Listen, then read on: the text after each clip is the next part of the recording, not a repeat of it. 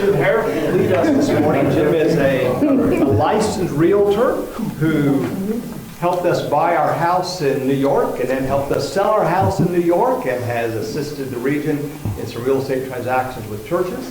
He also is the pastor of the First Baptist Church of New Hartford. So he's going to share with us. Walking distance. Yeah, walking distance. Right. And his spouse, Susie Harriff, is pastor of the, don't tell me, Hope Missionary Community? That's Mission Hope Community. New Hope. No. It has mission in it. No. Mission Hope Community. Yes. So, which is a little bit west of Syracuse. Mm-hmm. Yeah. So, anyways, Jim. It's in Camillus. It's the merger of two Baptist congregations, and they are very committed to their mission, and they look for ways to share resources with others, including a loan program they have with no interest loan, and they're happy to make that available if you've got a situation that might be appropriate. They would be happy to talk with you about resources that they can make available. They just no interest or low interest? No interest. Wow. They look at it as a ministry, and they put out the money. They ask that when people are able, they repay it, and in at least 3 of the 4 that they've done so far, the people have been very faithful about paying back the funds so that it replenishes the resource for others to use. So, what's the name of that again? Mission Hope Community. In fact, you know what? She gave me some business cards to pass out. So. Thank you so much. This is a church that gives away everything they get. And it's really rather impressive. You go there and all the ministries they support, they really see themselves as a mission organization. And the interesting thing about that is they have more money now than they did when they started doing this. And some of that's market conditions, I understand that, but you know, God blesses that kind of sharing and generosity, and you know, this is a church that understands that they're in mission and ministry. So, the other thing she asked me to share with you this morning, she is very active with Interfaith Works in Syracuse. And they cover the central New York area. Unfortunately, Oneida County is not included, but they are starting a new program called Senior Companions. So if you know somebody that's in Madison, Cayuga, Onondaga, and Oswego counties, they're looking for people willing to volunteer. There is a stipend to help with travel costs and things like that, but it's not a paid position, but there is compensation to help with some of the cost of being a companion and giving some time to other seniors who need friendship and help. So if you know anybody in those areas and they're looking for an opportunity to do something for others, have them make the call. So. And Susie would be happy to talk with them about this as well as the New Hope, or the Mission Hope concerns. All right.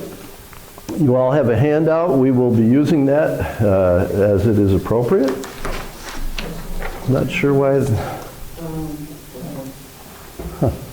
There it is. Okay.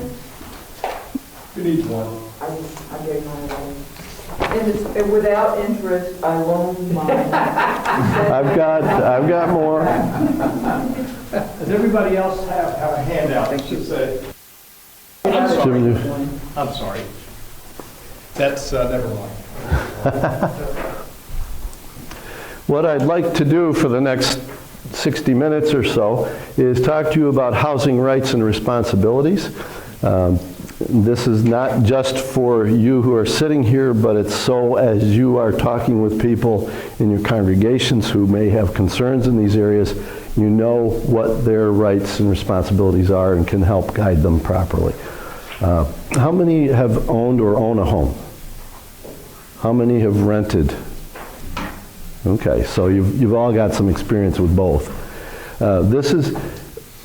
You may find this somewhat elementary. I geared it specifically to be helpful to people that don't have a lot of experience, but this is something that'll be posted online, and you'll be able to use this if you're talking to people or want to do an educational session. It'll be on the ABC site. So,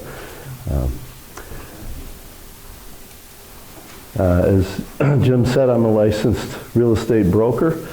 Associate broker with RE/MAX Realty Plus in Syracuse, and this was prepared specifically for ABC churches and for the benefit of our members and those that we minister to. I've been licensed since 1980, so I guess that puts me at 42 years in the business.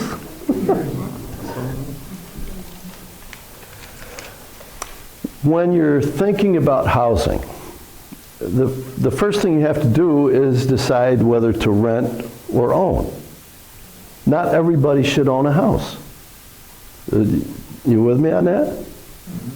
There are people who should not own a house. It's not to their benefit because they don't want the responsibility that goes with owning a house. And sometimes we need to help people understand that. You know, it's not just about the money and whether you're qualified, but do you really want the responsibility that's involved in that? So there's several things that need to happen. And the first is to decide what the benefits and costs are of owning or renting. When you rent property, you have limited maintenance responsibility. You have a fixed cost for the term of the lease, or if there is a change, it will be written into the lease or the rental agreement. Sometimes landlords don't want a full lease and they just offer a simple agreement. But if there's going to be a change in the rent, it has to be stated in the agreement, so especially in the state of New York, because we're highly regulated in this way. It's easier to make a move when a new opportunity comes along.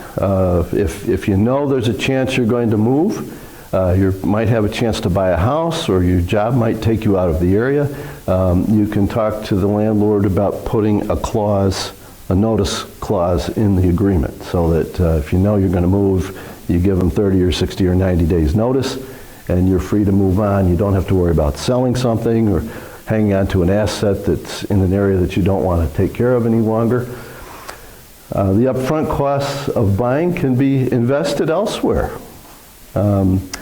If you would be putting $10,000 or $12,000 into a house as a first-time buyer, take that $10,000 or $12,000 and put it into an account that will make you some money and will build some equity for you over time. It also allows time to get to know a neighborhood. If you're new to an area, you don't know what's the best neighborhood to live in, by renting something on a short-term basis, you can get a sense of where the better neighborhoods are, the places where you might want to live or not live. The drawbacks are all of the equity builds up to the owner's benefit. The tax shelter benefits accrue to the owner. There's no freedom to make changes to the property. Sometimes the landlord will let you put up pictures or make minor decorative adjustments, but they're not going to allow you to make any major changes in the property. You're also dependent on the landlord when a problem arises. The furnace goes out at midnight on Christmas Eve. You got to call the landlord and disturb him at a time when he definitely doesn't want to be disturbed to get that taken care of. You have limited control over cost increases, and by that I'm talking about at the end of your lease term. Usually if it's a residential lease, it's for a year. At the end of that period, they can raise that rent, except in places like New York City, where there's a lot of rent-controlled property. There are some people in Albany that are trying to make that available to the whole state, but at this point that is not being done. So outside of the city, for the most part, a landlord can increase the rent as much as they choose. But they do have to give notice, and we'll talk about that a little more in just a minute. Some considerations in renting. First of all, figure out what's a reasonable rent. You know, you can't just say, well, I'm going to go and pay $1,000 a month for rent. You got to look at your whole financial picture.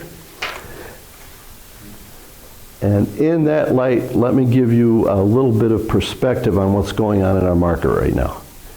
Because for a lot of people, this is a problem. With the COVID holdbacks and the things that have held the market back for the last 2 years, we are under a lot of pressure in the real estate market. And some of that's COVID related, some of it is related to the fact that for the last 10 years, we have not built enough new housing. So we're underbuilt. I'm not going to quote anything because I'm not remembering the exact numbers, but we are underbuilt 10 years worth of housing across the country. And that's having an impact on our markets because we have a lack of availability, and markets are driven by supply and demand. Right now we have a limited we have a limited supply and a lot of demand.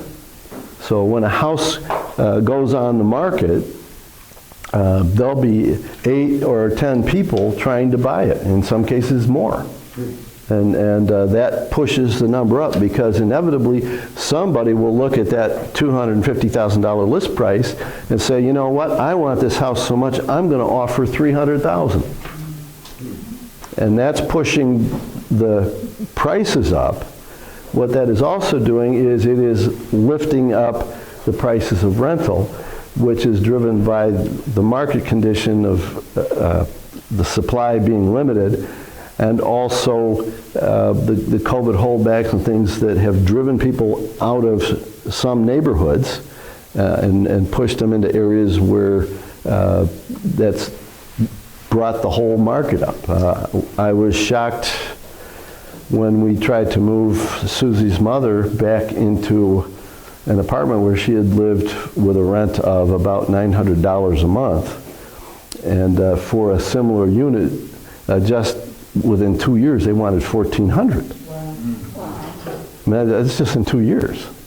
And that's that supply and demand thing. So you need to understand that if you're talking to people about why everything's so expensive, that's a big part of it. And that, of course, gets impacted by gas prices and general cost of living stuff that's going up as well. So that all has an impact on housing, and right now it's one that's making it harder for people to own or rent. But you still have to look at your budget. You know, what are my fixed monthly costs? What do I have to do? We talked about this a lot in detail last night. So helping people get their budget together and understand what they've got available for housing.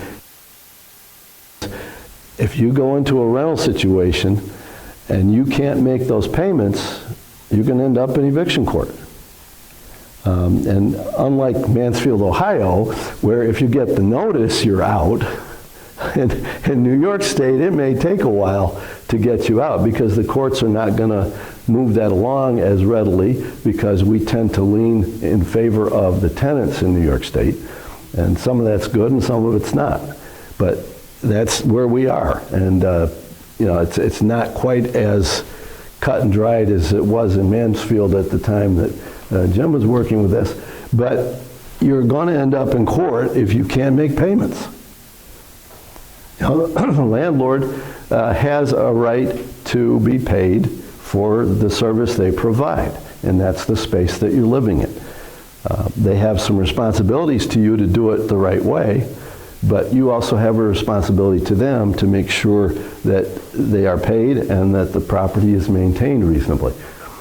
So make sure if you're counseling somebody that they understand their budget and they know what they can truly afford to put into their housing so that they don't get into trouble going down the road.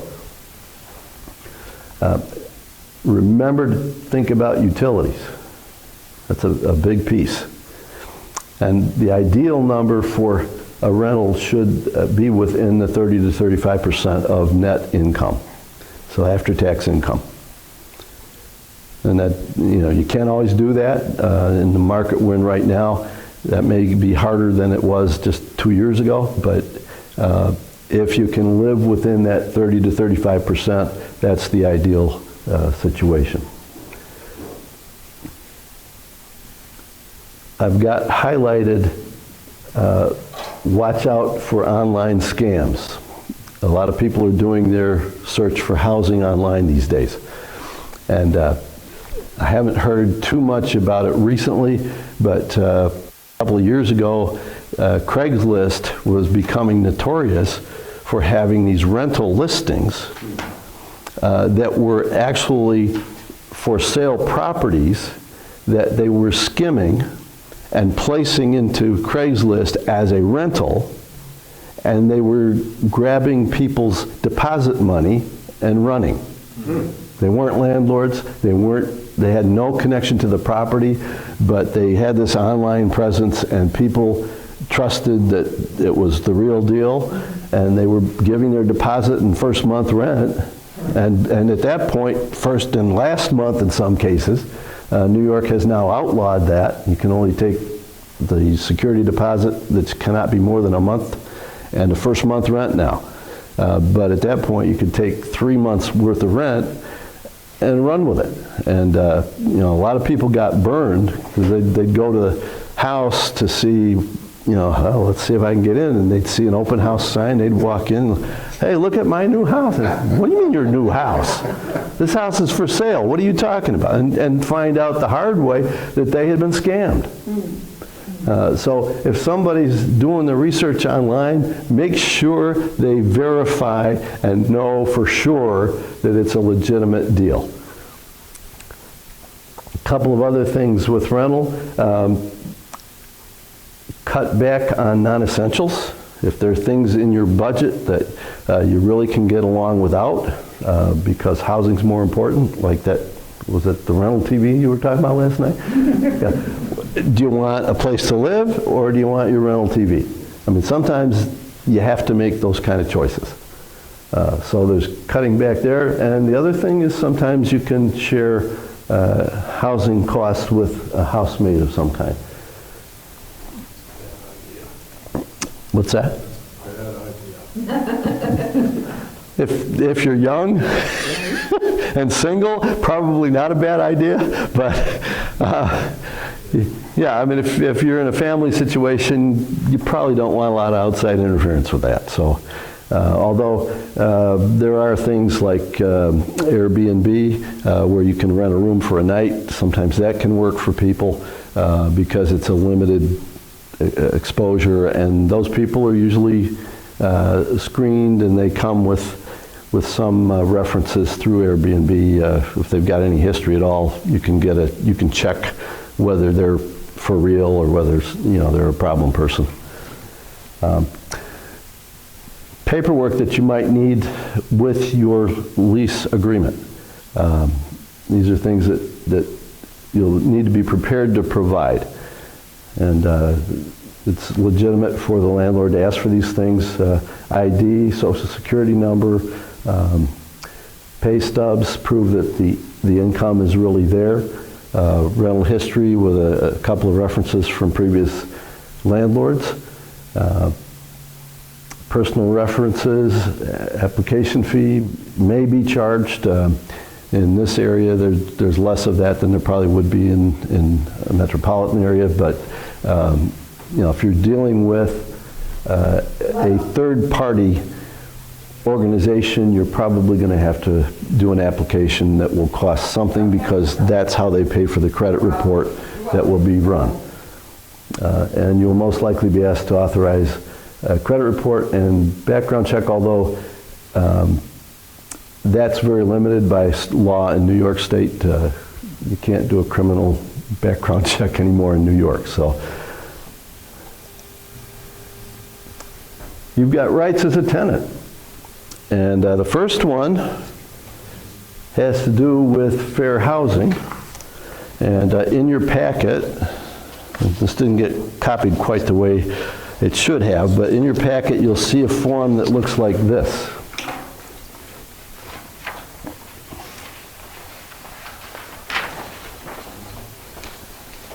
Now, this is a notice that New York State created less than 2 years ago because one of the news organizations in New York City decided to do an in-depth research into how real estate business was being done, especially around Manhattan and Long Island.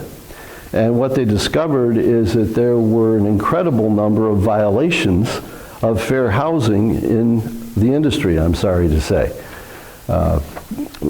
People that were steering, that were telling people of color, you should look at this neighborhood, and people who were Caucasian, you should look at this neighborhood, and it was clear that the same company was sending certain people to certain neighborhoods in both directions. That's called steering. It's illegal. It's against fair housing. And those are the kind of things that this form was designed to help prevent by letting people know right up front. This has to be presented when you walk in the door. It has to be posted in the realtor's office and has to be presented to you in the first meeting that you have with a realtor to know that you have rights related to fair housing. I'm not going to read down through the whole thing here, but do check it out. And if you've got somebody that thinks there has been a violation, there are the numbers to contact at the bottom there, New York State Department of State and New York State Division of Human Rights will address these issues if they come up. The other thing that will happen in that initial meeting is you will receive this form, which should be in your packet also. And this is a form that basically reiterates the same information, but asks that you sign it. So if somebody's coming into my office, this is something I will present to them in that first meeting and ask them to sign it, that they have been presented the information and giving the disclosure form that we looked at. So I just want you to be aware of these things. They're part of doing business honestly and legitimately and keeping fair housing in mind. The protected classes in New York State go beyond the federal protected classes. They are the ones that are across the board: race, creed, color, national origin, sexual orientation, gender identity or expression, military status, sex, age, disability, marital status, and in New York, lawful source of income. You cannot discriminate because somebody gets their money from Section 8 or from public assistance. Now, a landlord can find other ways to turn somebody down, but it cannot be for that reason. And if you can prove that it's for that reason, you can go make a case with fair housing.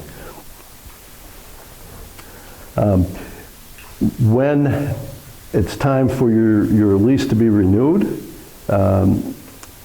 at the end of the contractual term, if you have been there for up to a year, the landlord has to give you 30 days notice of an increase of rent. If you've been there for more than a year but less than 2, they have to give 60 days.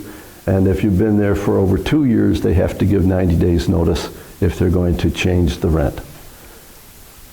Again, that's stuff that isn't necessarily commonly known, but that's a place where you might be able to help somebody that's kind of getting stuck without having enough notice of the changes.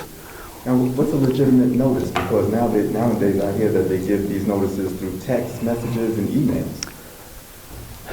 I don't know if I can answer that for you. I don't know if a text message is adequate.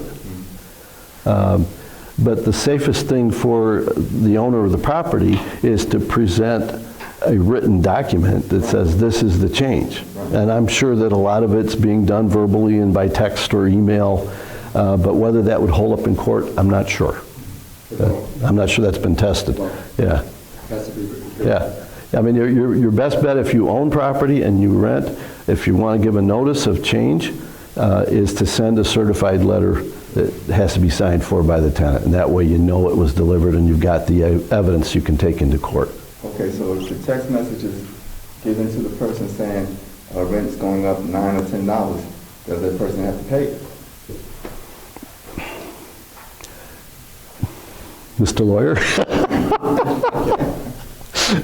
This is a question of knowing what to do. In those kinds of situations, you can send the landlord, I think the best way to do this is by knowing what, a notice saying, your notice is improper according to section 2 of, it's spelled out, and I'm not paying it based upon that section. Now, what does that do? It tells the landlord, you know what you're talking about, and number 2, if he tries to enforce that, you possibly will get trouble damages against him. You see, these people are not, nobody's stupid here. It's the question is, I think what Jim was saying earlier, people take advantage of you if they think you don't know anything. That's when you're taking advantage of it. Yep. And that's why you need these kinds of things, because your constituents will ask you, gosh, my landlord sent me a text message, he raised it $50 and so. Send them a note. You don't need a lawyer for that. Just send them a note. No, under so-and-so section, this is what you should do. Then he knows. That's when he's been bothered with you and you want to go to court and stuff like that. And they might turn around and send you a letter, right? Because Yeah. they've done it the right Yeah. way. Do it the right Yeah. way. That's right. You know, keep them on task. Everybody has to be on task with this. Yeah. Or they might turn around and say, okay, I don't want to be bothered with this person, I'm not going to renew his lease. Well, then he has a big problem. Now I don't know the exact penalties for that, but under state law in New York, I don't know about other states, he has a huge problem with that. They will, you know what they're going to do? They will probably, I think the court cases now say they will go back to the original lease and charge you with that. That's it. You don't get any chance. Or other kind of damages. He knows he has a big problem because he probably has an attorney representing him. He says, oh, no, you can't do that. No, you can't just get rid of this guy. You know, Yeah. so. Yeah, that's another important thing that people need to know if they're in distress, is that no landlord can just come and throw you out. They have a huge liability if they try to do that. If they come and put your furniture out to the curb without a court action, that's big trouble for the landlord. Triple damages. Yeah. Yeah, that, Just to play devil's advocate here, do the landlords have any rights anymore? A lot. they do.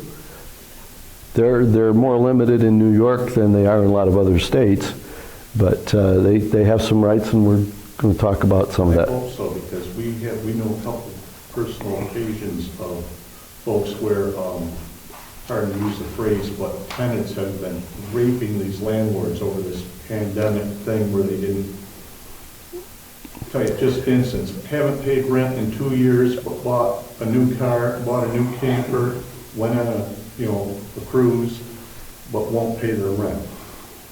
Yeah, there has been abuse of the pandemic requirements, no question about it, and the government has not been quick to provide the funds that were given to them by the federal government to offset these costs.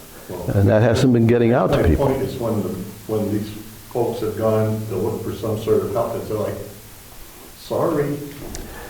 One of the things that some of the landlords in my market have been using is if somebody's taking advantage like that, they have taken them to court for a summary judgment for the payment of the rent. It's not an eviction action, but it's a summary judgment for the payment, and then they can garnish wages and do other things to collect the money that's owed to them. I mean, it's not an ideal situation, but there is at least another avenue that they can use to try to put some pressure on people. So, okay. Well, one thing I think as in ministry in our churches, credit card companies have legal rights. They know that. I've never had somebody come to me and say, I run Visa, I'll be ripped off. So what we're talking about is people on the other side, many landlords, as Jonathan said, they have attorneys, they know what their rights are. So all of this is a two-sided equation. But, typically, I know had a bank come to me and say, hey, people won't pay their mortgage. Banks know what to do. So we're talking about people on the other side of the equation who typically oftentimes have no idea what their rights are and what they're supposed to do. But certainly in all of these things, there are two sides to this. Yeah, the people that are most hurt in the kind of situation we've been in the last 2 years are the mom and pop landlords, the ones who are trying to do an honest job and run an honest property. The big corporate companies, they can usually absorb these kind of things and get through them, and they have other legal means of pressuring people to do what they're supposed to do.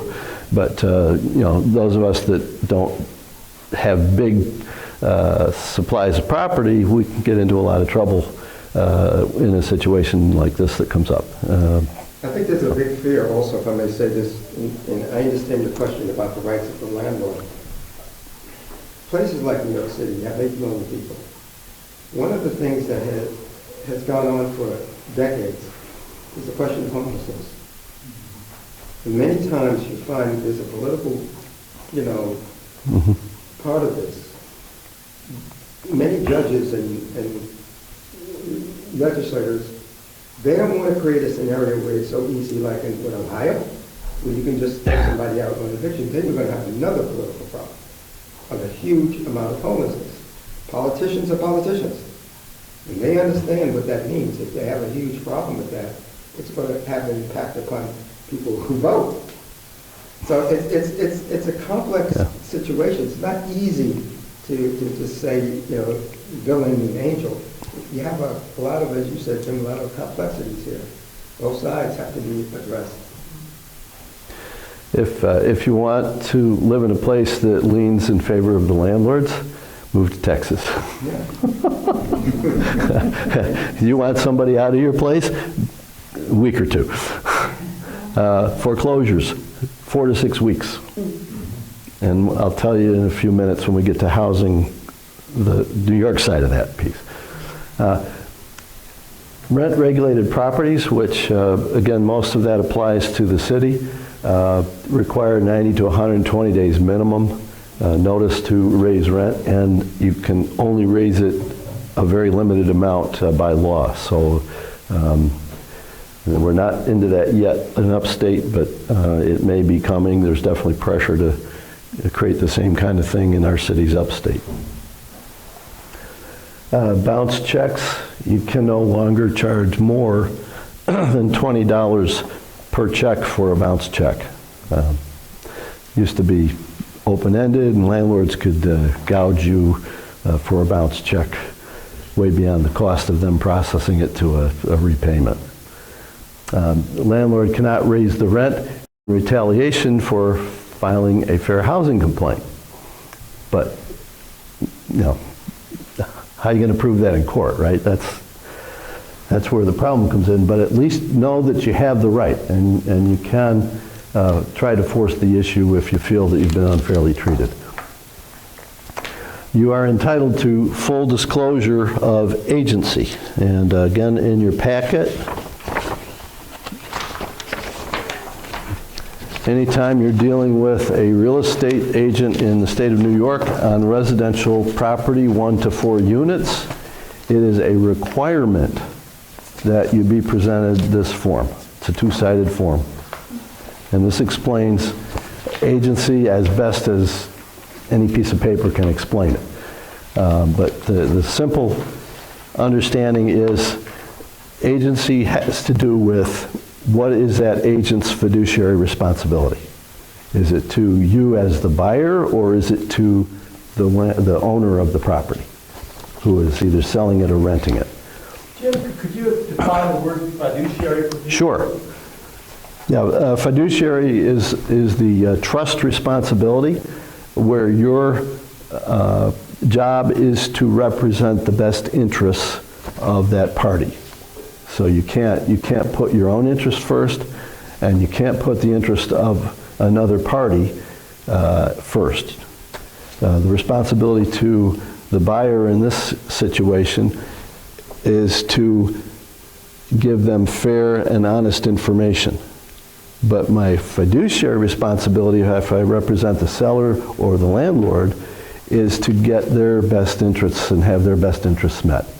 So that they get the best dollars, the best terms of the transaction.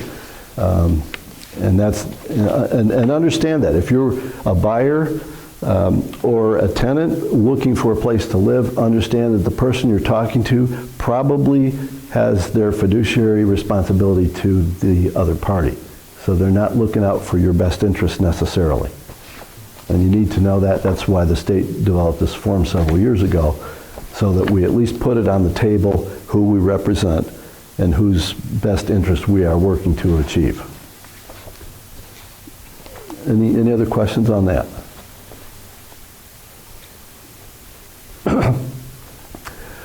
You have a right to living space that is safe and healthy.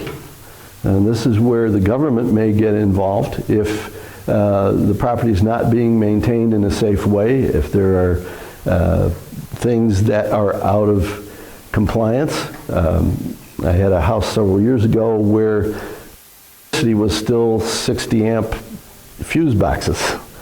And that was okay until the people decided to get one of those Game Boy things and plug it in. And it started blowing fuses. And I was not a very responsible landlord at that point, so I was trying to avoid it. But they called the city, and the city came in, inspected the property, and said, you got to upgrade this. So I had a $2,400 bill to upgrade the electric in that building and a couple of other structural things that they found. You know, if the city government gets involved, they're going to write up whatever is there to write up. So I ended up with a $2,400 bill. This is back when that, you know, probably equivalent today would be about $7,000, but I had to get those things fixed in order to continue servicing the property in the city's blessing.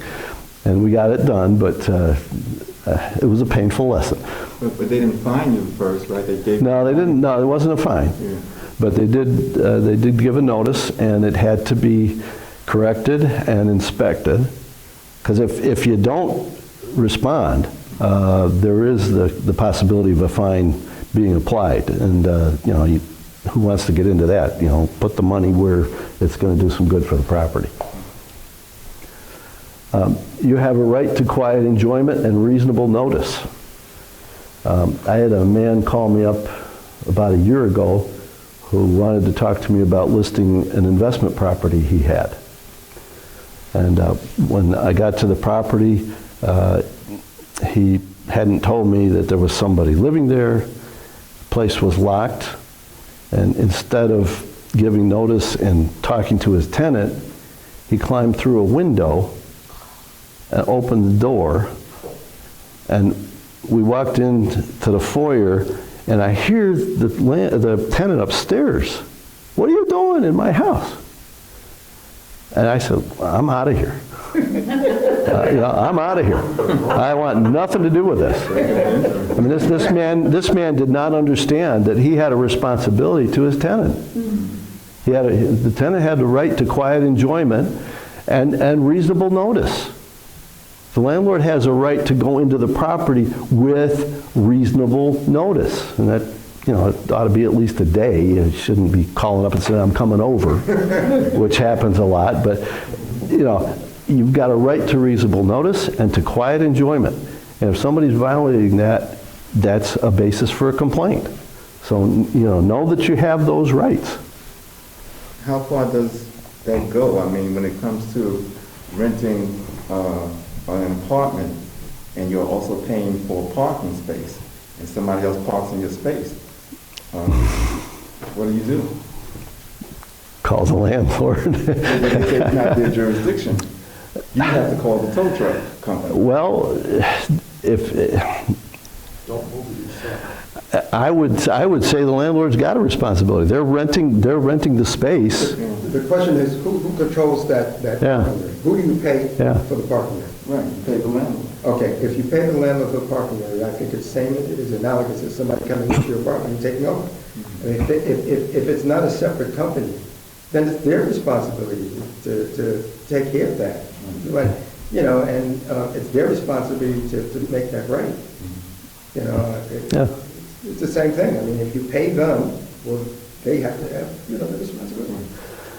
If the landlord doesn't want to take responsibility, it's a hassle to get it addressed because you've got to file complaints and go through procedures, and that's why a lot of times these things get ignored. But know that you at least have the right to file a complaint when something like that's going on. Also, you know, I just want to say this. I mean, look, if you find yourself suffering a loss as a result of somebody taking your space, I'd file a small claims action against the landlord. You can do that.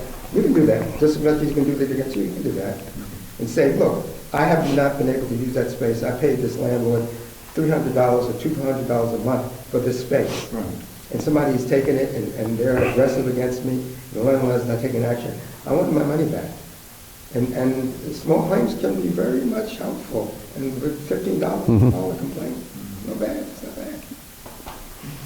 Yeah, at some point, the landlord's going to say, you know what, I don't want this hassle, and do something to make it right. But sometimes you got to say, this isn't. I'm not going to accept this. All right. Tenants have responsibilities, don't they? Pay the rent in a timely manner. That's responsibility number one. Keep the property clean and free of trash. I've seen landlords who've gotten stuck with huge cleanup bills because the tenants were messy and didn't take care of the place. You may need to make some small maintenance repairs. You know, if you want to paint walls and things, you should check with the landlord and see if they will agree to it. Don't just go ahead and do whatever you want unless you plan to fix it before you leave. Sometimes people will paint a room and then you paint it back to the neutral color before they leave. But best to make arrangement with your landlord, let them know what you're wanting to do, and get them to agree and work with you on it. If there's a major repair, a water tank goes, or there's something wrong with the electrical system that needs to be fixed, that's a landlord issue.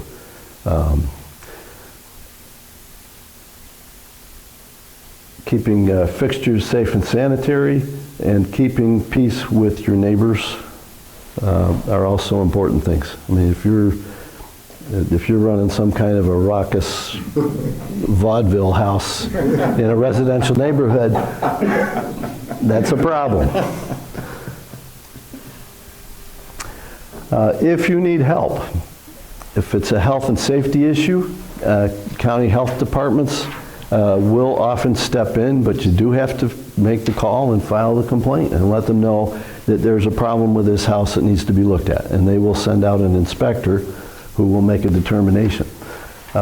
This is especially important if your tenant is a Section 8 person or a PSA, public assistance. There are requirements that landlords have to keep the places healthy and safe. And the health department will step in and mitigate if there's a problem in those areas. If there's a fair housing problem, you go to the Department of State with those numbers that are on the forms. If there's a property condition issue, call the code office. And they'll send out a code inspector who will check on the property and see if there's something that needs to be addressed. If there's a problem with your lease or a legal issue, and you have a lawyer, talk to your lawyer. If you don't, check with legal aid. They can step in sometimes and help you resolve a situation that has a legal aspect to it. Any other things you would do? All right. We've looked at the fair housing document and the agency document. There are two others in your packet. One of them is lead-based paint. It looks like this. And you should receive a form like this, whether you're renting or buying. The owner has a responsibility to make a statement about lead-based paint. This is a federal requirement. And there's a whole 16-page booklet that I'm not bringing here. If you need one, let me know. Send me an email and I can email you the documents if you need them. But this is a form that should be presented to you at the time of seriously considering a property either for rent or to own. And if that's not being presented, there's a problem and you need to talk to your agent about why they're not presenting that to you. The other thing I put in was a home inspection form. This is just an encouragement to anybody that's buying a property to get the home inspected. I know we're in a market condition right now where a lot of people are waiving their right to that, but that's risky. You know, the home inspector will see things because of their trained eye that you and I might not see as consumers, that would tell you that there's a problem with this house that maybe you don't want to take on. So if at all possible, get the home inspected. It's worth the $400 or $500 or $600 that you might pay to have that done. And in this area, we also recommend radon testing because we do have relatively high levels of radon gas in the area, and that can be very cancer-causing if you have high levels in your property. So those are a couple of things that we would normally recommend, especially with purchasing. But as a tenant, you would have a right to ask for a home inspection as well, although that's normally not done when somebody's just renting. And a lot of times because there isn't extra money to do something like that. All right. We've talked about the benefits and concerns with renting. How about owning? The benefits include long-term equity buildup. And yeah, the market dips occasionally, but it's rare that it dips a whole lot, and usually it's a small correction that gets overcome very quickly. It's diminishing cost over time. If you lock into a mortgage, in 10 years, that payment's going to look pretty small compared to how it looks today. It might be 35%, or it wouldn't be 35, let's call it 28% of your income today. But down the road, assuming that there's normal inflation of your income earnings, it might be down to 15 or 20%. So it becomes more affordable over time. It's the creation of an asset. For most people, the best way to put money aside for the future, other than help you with a 401k or something, is in a hard asset like this where it will grow over time. They aren't making any more real estate. So the supply, you know, and in the market where now the supply is more limited than it should be, so getting in even today, it's still a good time to start building that equity in that future. It has income tax advantages. They capped it at the federal level. Hopefully that's going to change at $10,000 that can be written off on your income tax. But up to $10,000 you can write off interest and taxes. In fact, taxes up to $10,000 in a state like New York. And if you're in a neighborhood like we have here, that's going to be all you pay. If you're in $1 million neighborhood where all the houses are $1 million plus, then you've got a cap and it's a problem. But the assumption is, I think, that if you live in that kind of a neighborhood, you can afford it. So, but there is that income tax advantage. So your interest and your tax payments are deductible on your income tax. There's freedom to decorate and improve. It's your place. You don't have to go and ask anybody. You can do what you want within the requirements of your municipality. If you live in a neighborhood where there's an association that says you can't change the outside of your house, don't go putting up a shed or a deck or something that doesn't comply with that homeowners association. But within those restrictions, you're free to do whatever you want with the property. The drawbacks are that you are fully responsible. You're responsible for the mortgage, you're responsible for the tax payments, you're responsible for all the upkeep and maintenance. If the roof is at the end of its life, you've got to replace it. If the furnace goes, you've got to replace it. The hot water tank goes, which mine's probably going to go soon, because it's 14 years old. Replace it. It's just part of the ownership of the property. And the other thing is it can be difficult to move on. If you get a job in Seattle, Washington, you got this asset here that you've got to sell. Now, right now, probably fairly easy to get out of because we don't have enough houses available. But sometimes it can be a problem, and sometimes people have been stuck with houses for 2 or 3 years, or they've had to rent the property, and that has its own set of issues, because if you get a tenant that's not responsible, they can tear a house apart in ways that, you would have been better to take $10,000 less for the house than paying $20,000 to get it back in shape. So you got to look at those kind of things in a situation where you're moving on. To help in that decision between owning and buying, or owning and renting, you need to do a calculation. And the first is to calculate the cost of the ownership, and that needs to include principal, interest, taxes, and insurance. The taxes you can get from public record, those are available to anybody that wants to make an inquiry. Principal and interest, you can get a mortgage calculator or go online to a bank that does mortgages, and they'll have an interest calculator so you can calculate a payment based on a certain rate and amount. And then once you do that, you calculate your tax benefit. If you're in a 20% tax federal and 10% state, those aren't real numbers because that wouldn't be the ratio, but just for discussion, say that your tax liability is 30% on the margin. And by the margin, I mean taxes are stepped. So up to a certain income, you pay a certain percentage, and once you get above that, you pay another percentage, and once you get above that, you pay another percentage. So it's a stepped means of taxation.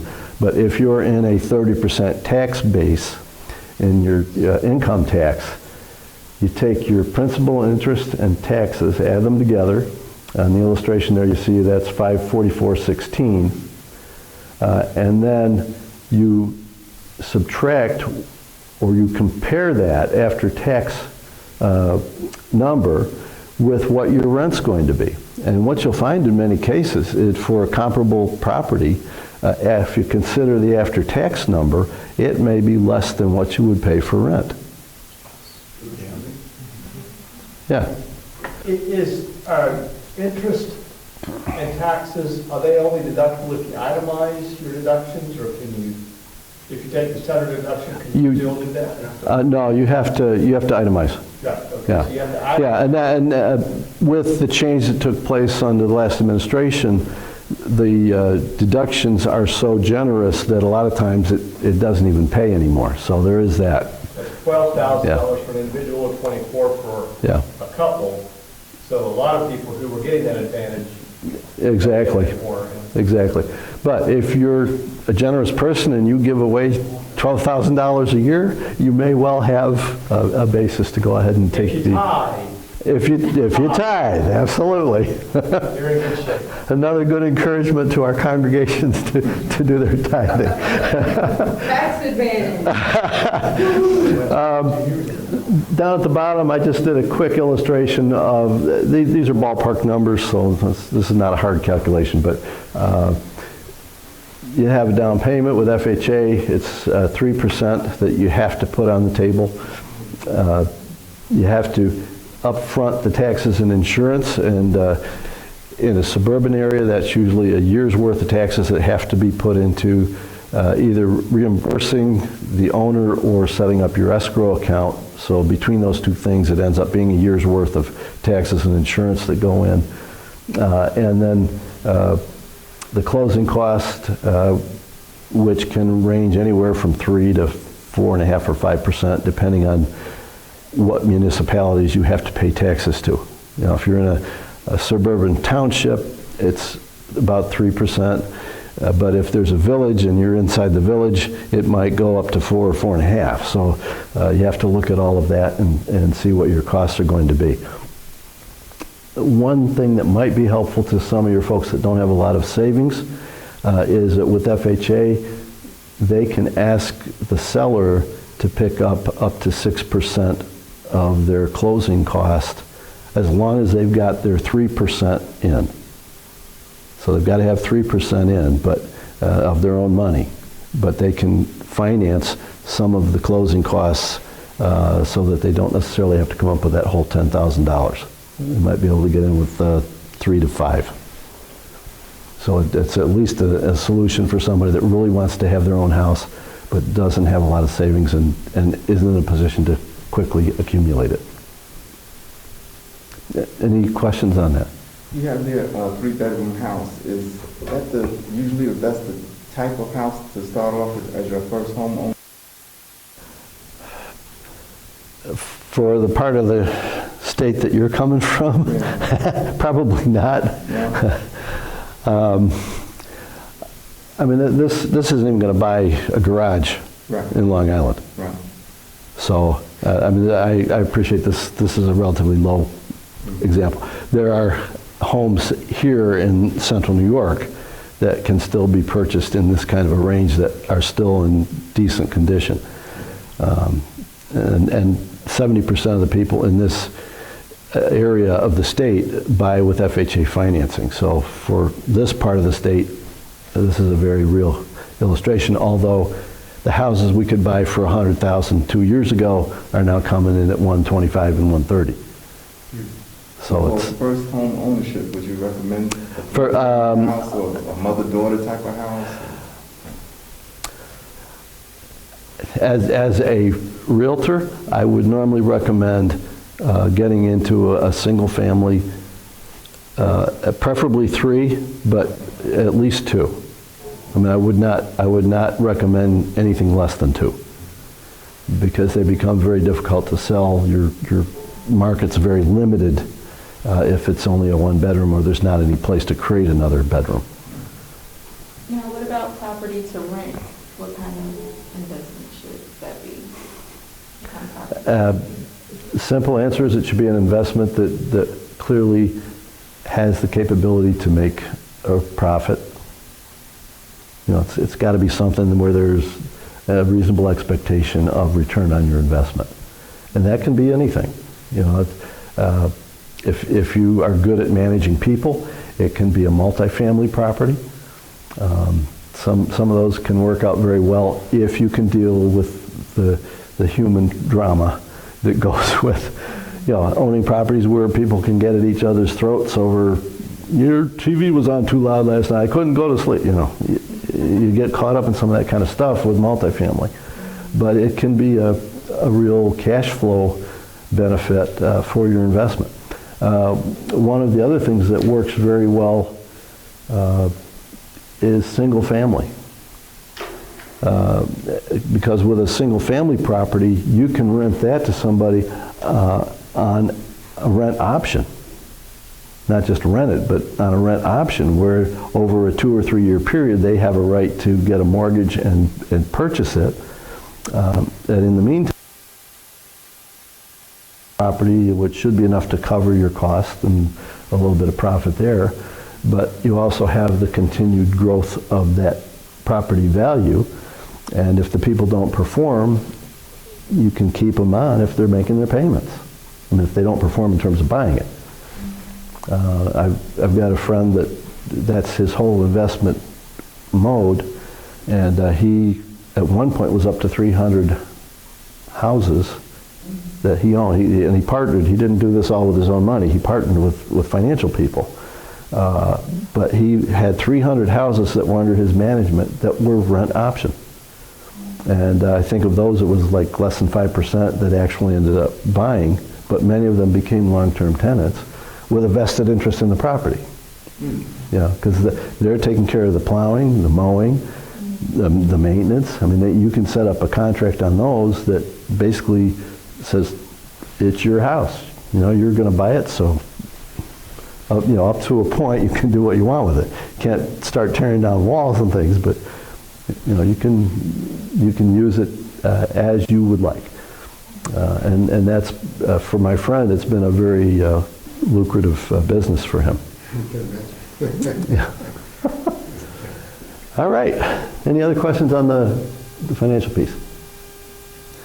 And again, when you're counseling somebody, it's not just about the money. They've got to look at their whole lifestyle, their whole expectation, what they're willing to be responsible for, and then make a decision. The money's a part of it, an important part of it. You've got to be able to afford it. Decision on the lifestyle that you want to lead. If you don't want responsibility, then be a tenant. There are people who teach investment real estate who say it's a mistake if you're an investor to own your own home because it doesn't generate income.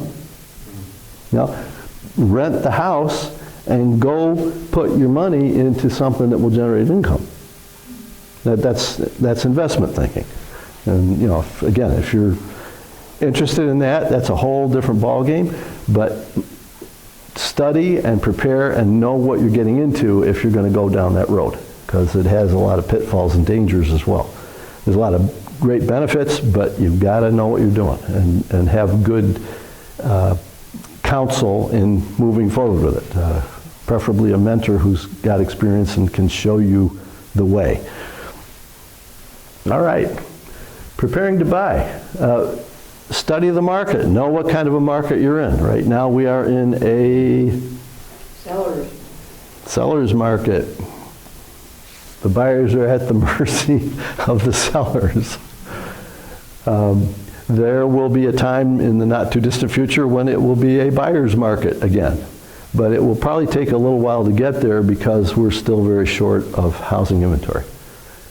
But in my 40 plus years in the business, I've been through several of those cycles.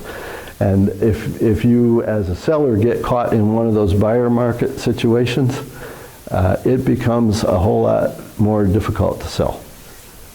Because it's, there's a lot of inventory out there and the buyers get really picky and it can be a lot more difficult. Know your credit score.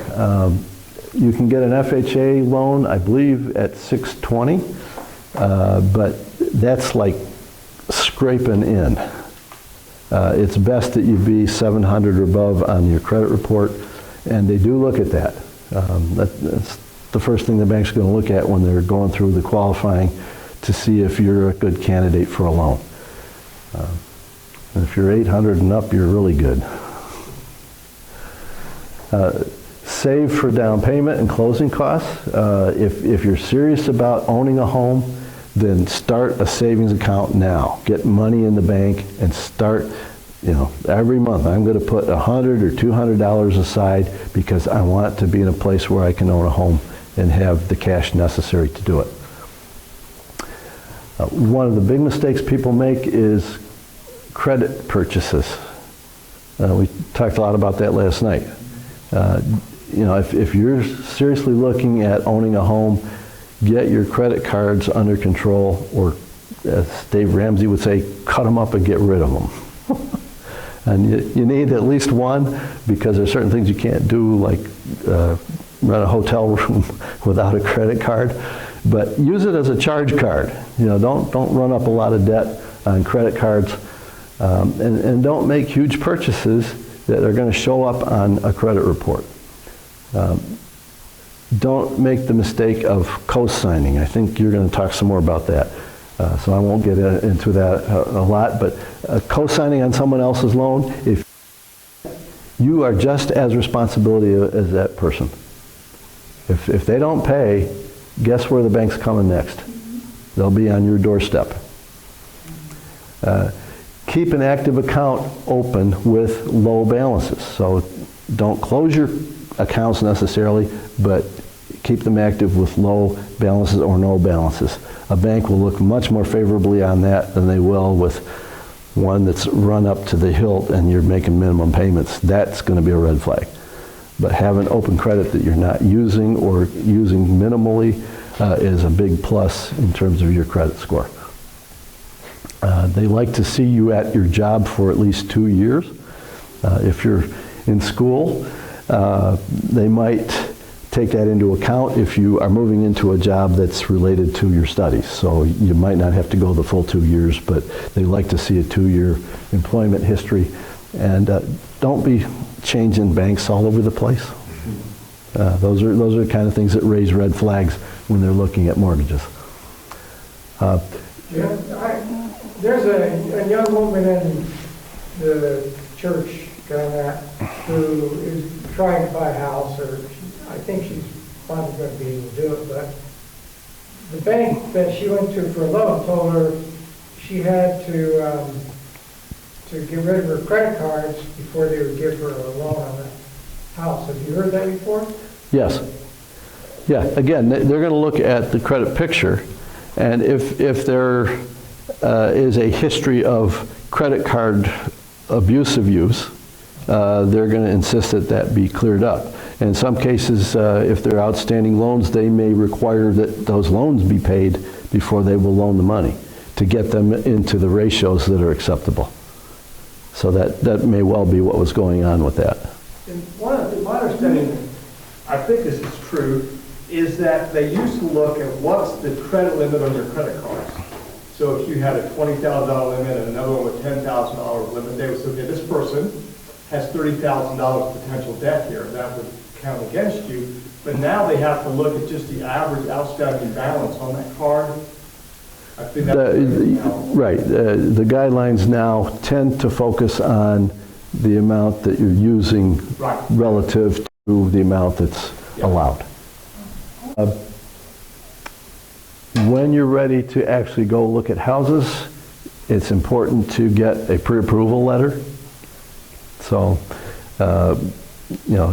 go ahead and meet with a realtor if you want to, but they'll talk to you about talking to a lender and making sure you have a letter that says that you're a good candidate to buy a house.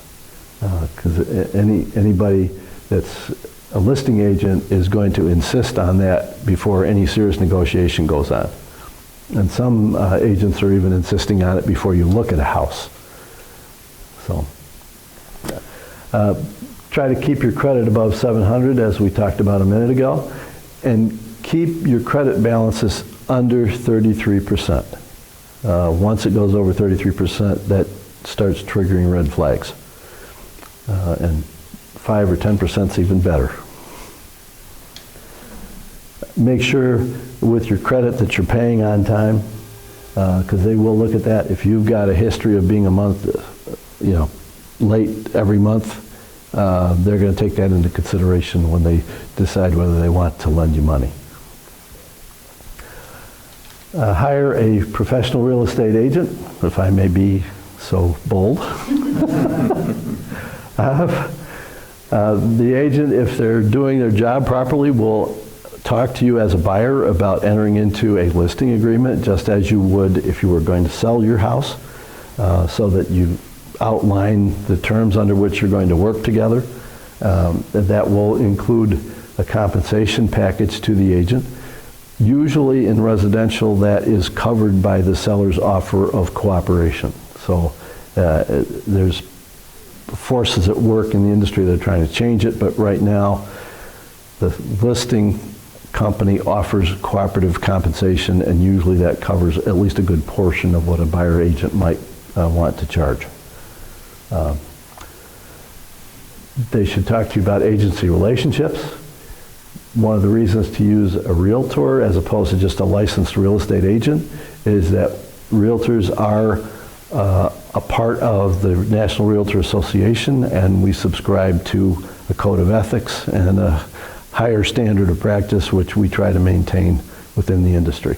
I understand it doesn't always happen, so get good references. If you're working or want to work with somebody, check them out, do your homework, but work with a good reputable agent. They will do a good job for you and help you through the legal ease, so that the paperwork and all the stuff that's necessary to get you to a closing and a key to the door of the house is taken care of, and you don't have to be worrying about it on a daily basis.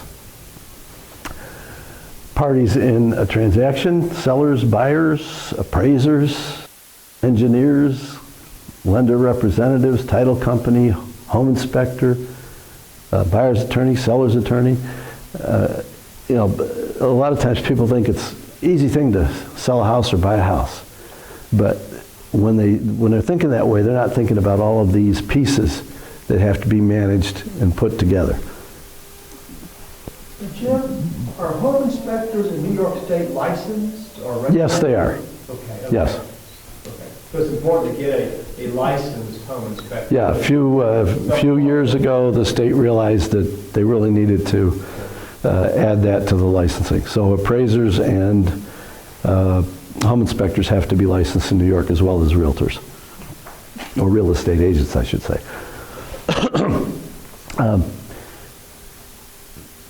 The guy that directs this is the realtor, if they're doing their job.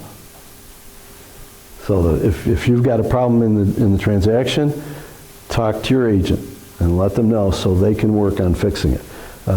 We usually have people that we know that we can talk to fix a problem with a bank, or if the attorneys aren't communicating, we can step in and get the attorneys talking to each other. So the agent is the one that runs the program, so talk to them if you've got a problem.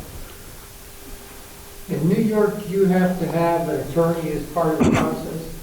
Don't have to, but it's highly recommended because there is a lot of legal documentation that goes into a transfer of a property, and you want to have somebody looking at that who knows what they're dealing with. As a licensed agent, I am not allowed or qualified to answer questions about legal documents. That's an attorney question. But by the same token, attorneys shouldn't be telling you what's good business or not good business. That's an agent question. So you got to keep those, let the people who are working on the deal work in their area and give you the advice that you need in that area.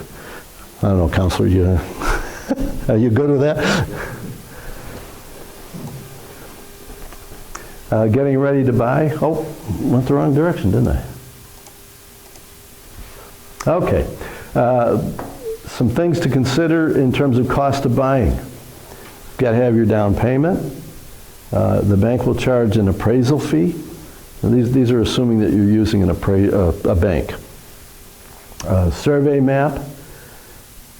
That's usually an updated situation unless you got a 40-acre farm and they've got to do a whole new survey of the place. But title insurance. That's insurance that says that the title to this home is good and clear. And sometimes that has to be engaged if there's an old loan from 60 years ago that never got filed as satisfied. They may have to insure that on the loan so that you can move forward. Was there